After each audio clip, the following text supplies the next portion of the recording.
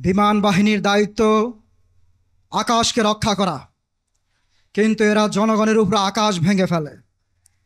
স্বাধীনতার 54 বছরে আমরা একটি শক্তিশালী আধুনিক সরঞ্জাম সম্বলিত বিমান বাহিনী পাই নাই।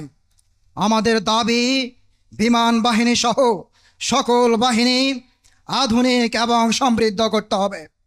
ভাইরা আমার, 40% ভোট পেয়ে 100% ক্ষমতার চর্চা করা একটি বৈষম্য। এই বৈষম্য দূর করতে কার্যকর পন্থা হলো পিআর পদ্ধতি। পিআর পদ্ধতির মাধ্যমে ন্যায়সঙ্গত প্রতিনিধিত্ব এবং জনমতের প্রকৃত প্রতিফলন ঘটবে। অধিক সংখ্যক রাজনৈতিক দল অংশগ্রহণের ফলে রাজনীতিতে একটি বৈচিত্র্য তৈরি হবে। পেশিশক্তি, কালো টাকা এবং নির্বাচনী সহিংসতা দূর করতে পিআর পদ্ধতির বিকল্প নাই।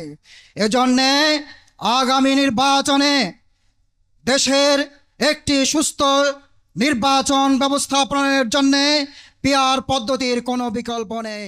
আল্লাহ হাফেজ।